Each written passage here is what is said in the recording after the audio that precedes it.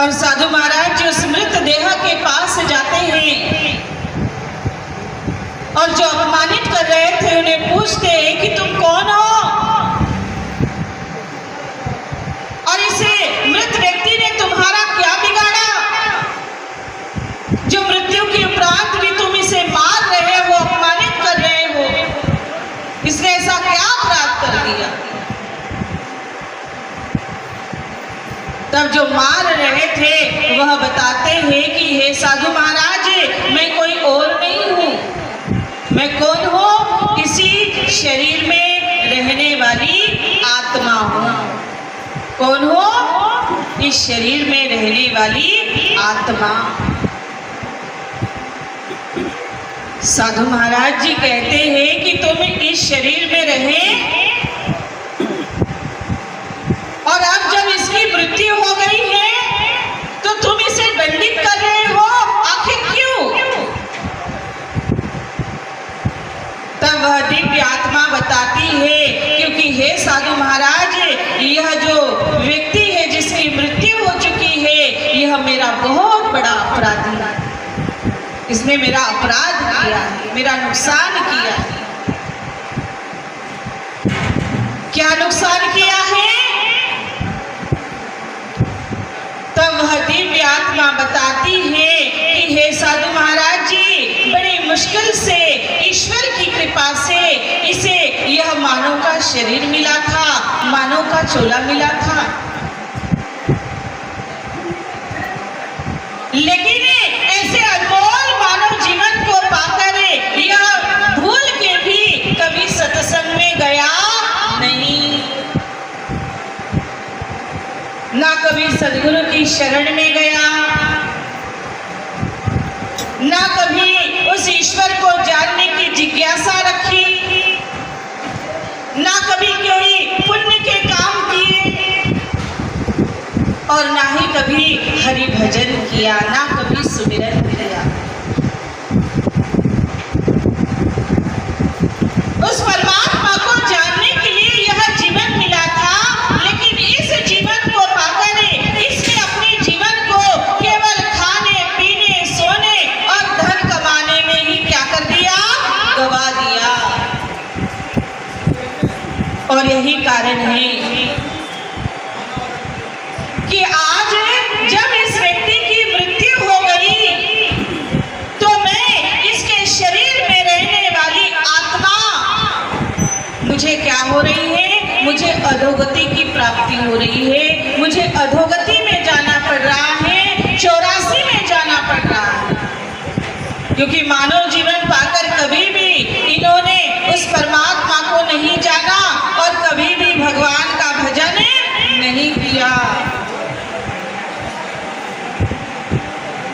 बड़ी मुश्किल से तो मुझे यह मानव की देह मिली थी, मुझे अवसर मिला था सद्गति को पाने का, मोक्ष को पाने का, लेकिन इस व्यक्ति ने कभी भी उस सत्य को जानने का प्रयास नहीं किया।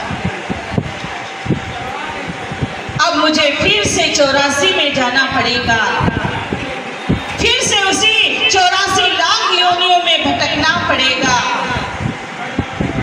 और न जाने कब ईश्वर कृपा करेंगे और न जाने कब मुझे यह पुनः मानव शरीर प्राप्त होगा। इसलिए मैं इन्हें दंडित कर रहा हूँ क्योंकि ये मेरा बहुत बड़ा अपराधी है। इन्हीं के कारण आज मुझे अधोगति में जाना पड़ रहा है। साधु महाराज कहते हैं कि तुम जो कर रहे हो बिल्कुल ठीक कर रहे हो, जो इसे दंडित कर रहे हो बिल्कुल ठीक कर रहे हो, इसी के योग्य है। क्योंकि यह कितना अभागा, ऐसे सुंदर जीवन को पाकर के भी इसने उस परम पिता परमात्मा को, ईश्वर को नहीं जाना। और इतना कहकर साधु महाराज आगे बढ़ जाते। आगे बढ़ने के बाद वह क्या देखते हैं कि आगे भी एक मृत देह पड़ी हुई है, लेकिन यहाँ उसके विपरीत हो रहा है। या मृत देह का बड़ा सम्मान किया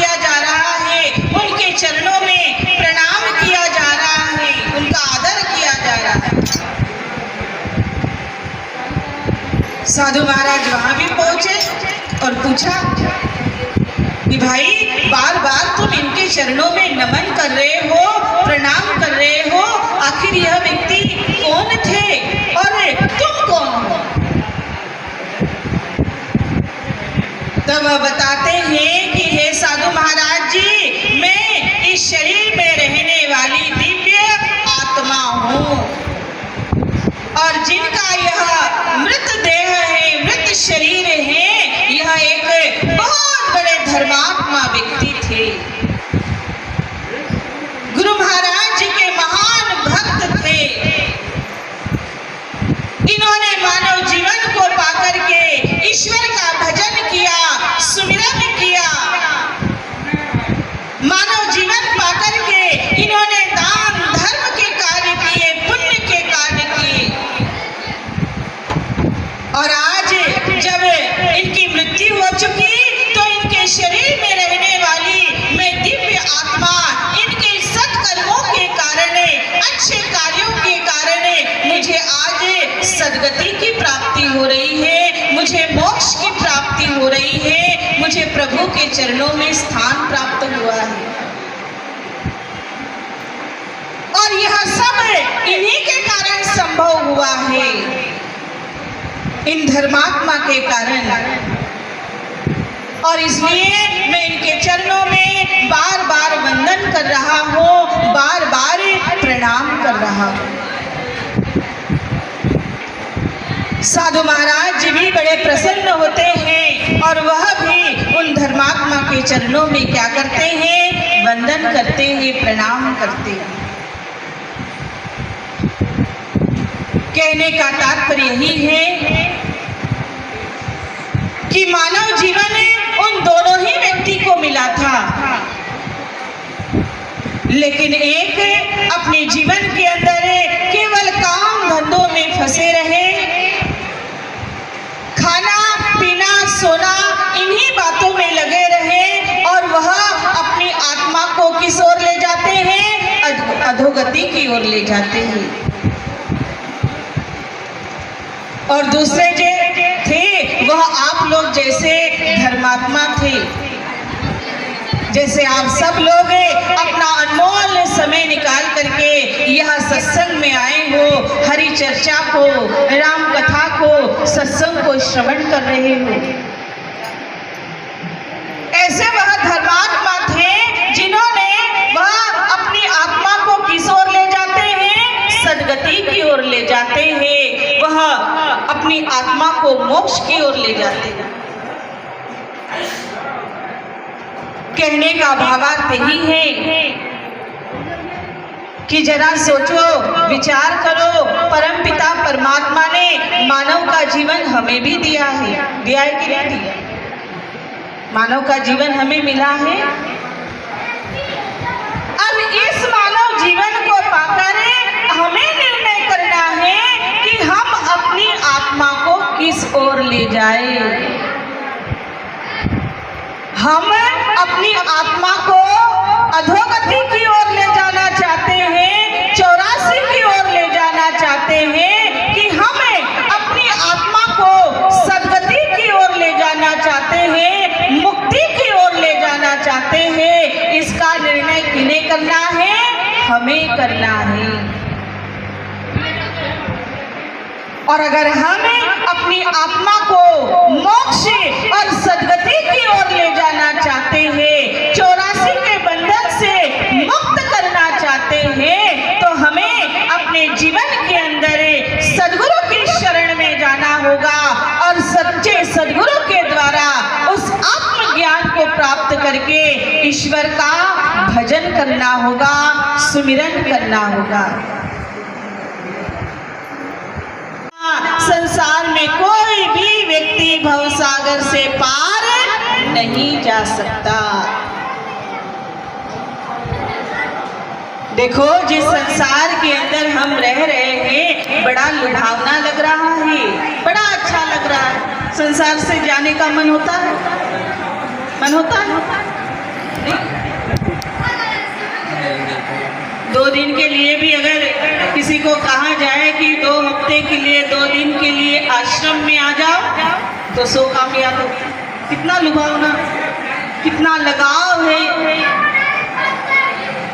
यह संसार जिसमें हम रमे हुए हैं, यह वास्तव में ये संसार ही भवसागर है। भवसागर का मतलब ऐसा नहीं कि कोई बंबई में समुद्र है, ऐसा कोई समुद्र हो, वो नहीं। ये संसार जिसमें हम रह रहे हैं, ये संसार ही भवसागर है, संसार सागर है। इस भवसागर के बीच में हम रह रहे हैं। अब देखो, कोई व्यक्ति समुद्र के बीच में रहता हो, समुद्र के बीच में उसको रहना पड़े और तैरने की कला ना जाने, तैरने की कला उसे नहीं आती, तैरना नहीं आता, तो क्या होगा? वो डूब जाएगा। चाहे नदी हो, चाहे समुद्र हो, चाहे तालाब हो, अगर तैरने की कला नहीं सीखी तो उस पानी में क्या हो जाएंगे? डूब जाएंगे। जैसे कि एक समय की बात है, एक नाविक थे और वह लोगों को एक किनारे से दूसरे किनारे पहुंचाते थे। एक दिन उन नाविक के नाव में कुछ लोग बैठ जाते थे जो बड़े विद्वान थे, और नाविक का काम होता है नाव को खींचना, नाव को चलाना। नाविक अपना काम करने लगा। अब वह नाव चलाते चलाते खेते खेते बीच धारा में गया और वह जो लोग बैठे थे वह नाविक से बात करने लगे कि नाविक, तुम कुछ जानते भी हो कि तुम यूं ही नाव ही चलाते रहते हो, लोगों को एक किनारे से दूसरे किनारे पहुंचाते हो। क्या तुम्हें कुछ गणित का नॉलेज है? गणित जानते हो? जोड़ना घटाना पता है? नाविक कहता है कि नहीं, मुझे गणित का ज्ञान है नहीं है, स्कूल गया ही ना, मुझे जोड़ना आता है ना घटाना आता है। वह व्यक्ति कहते हैं कि तुम्हारा जीवन तो बेकार है, तुम्हारा जीवन 4 आने कैसा है? बेकार है। जो तुम जोड़ना घटाना ही नहीं सीखे जीवन के अंदर, तुम्हें तो कोई भी बुद्धू बना देगा। थोड़ी देर के बाद दूसरा व्यक्ति पूछता है, कुछ संस्कृत का ज्ञान है? संस्कृत पढ़े हो? श्लोक पता है कुछ? नाविक बेचारा कहता है कि नहीं, मुझे संस्कृत का ज्ञान भी नहीं। तब वह व्यक्ति कहते हैं कि तुम्हारा जीवन तो 8 आने बेकार हुआ, ना गणित जानते हो, ना संस्कृत जानते हो, ना कोई अन्य चीज जानते हो, तुम तो बेकार हो, अनपढ़ हो, गंवार हो। इतना कहना था कि नाव जो है वह डगमगाने लगी, क्योंकि आंधी आने लगी, तेज हवा चलने लगी। अब नाविक तो समझ जाता है कि यह आंधी और हवा के कारण यह जो डगमगाती नाव जो है वह थोड़ी ही देर में क्या होने वाली है? पलटने वाली है। तब नाविक उन लोगों से पूछते हैं कि भाई, तुम गणित पढ़े हो, तुम हिंदी पढ़े हो, तुम अंग्रेजी पढ़े हो, संस्कृत पढ़े हो, लेकिन एक बात बताओ, तुमने इतनी पढ़ाई कर ली लेकिन तैरना जानते हो? वह लोग कहते हैं कि नहीं, हमें तैरना नहीं आता, तैरना हमें नहीं जानते। तब वह नाविक कहता है कि अगर आप तैरना नहीं जानते तो आपका जीवन 16 आने कैसा है? बेकार है, व्यर्थ है। इतना कहना था कि नाव जो है वह पलट जाती है और वह लोग उसे पानी में डूबने लगते। ऐसे ही संत हमें समझाते हैं कि संसार में हम रह रहे हैं, यह संसार भी भवसागर है। इस भवसागर में रहते हुए, इस संसार सागर में रहते हुए वह तैरने की कला सीख सीख जाओ तब तो इस भवसागर से पार हो जाओगे, इस संसार सागर से पार हो जाओगे। अगर तैरने की कला नहीं सीखी तो फिर इस भवसागर में डूब जाओगे। भवसागर में डूबने का अर्थ 84 में जाना, 84 में भटकना। भवसागर में डूबने का अर्थ अधोगति में जाना।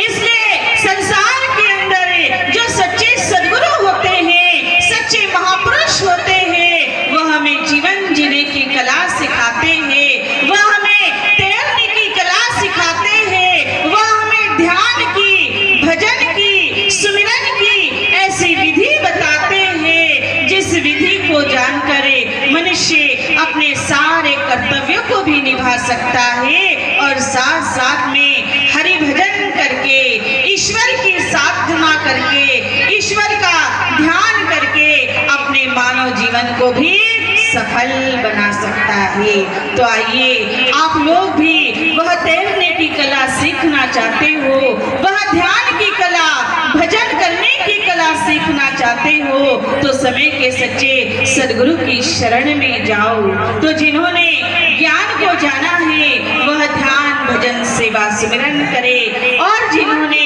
उस आत्मज्ञान को नहीं जाना तो समय रहते ही ज्ञानी महापुरुषों की शरण में जाकर उस सत्य को जाने, परमात्मा को जाने और अपने मानव जीवन को धन्य और सफल बनाए। जिनकी तस्वीर आप देख रहे हो हमारे श्री गुरु महाराज जी हैं, आनंद कंद सद्गुरुदेव श्री सतपाल जी महाराज। और आप देखेंगे कि हमारे गुरु महाराज जी की तस्वीर के ठीक ऊपर 7 महापुरुषों की तस्वीर है। राम जी की, कृष्ण जी की, महावीर स्वामी की, भगवान बुद्ध की तस्वीर है, बाबा गुरु नानक देव जी की तस्वीर है।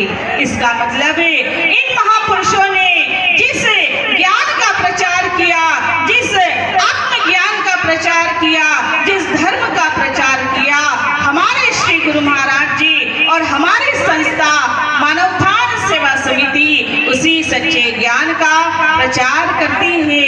इस मंच से केवल नाम की महिमा, सत्य की महिमा, ज्ञान की महिमा सुनाई नहीं जाती, बल्कि साथ साथ में उस सच्चे नाम का बोध भी कराया जाता है, उस सच्चे ज्ञान का, आत्मज्ञान का बोध भी कराया जाता है। जो जिज्ञासा के साथ गुरु महाराज जी की शरण में आते हैं, गुरु महाराज जी उस भक्त को उस सत्य नाम का बोध करा करके उसके जीवन को सफल बना देते हैं, धन्य बना देते हैं।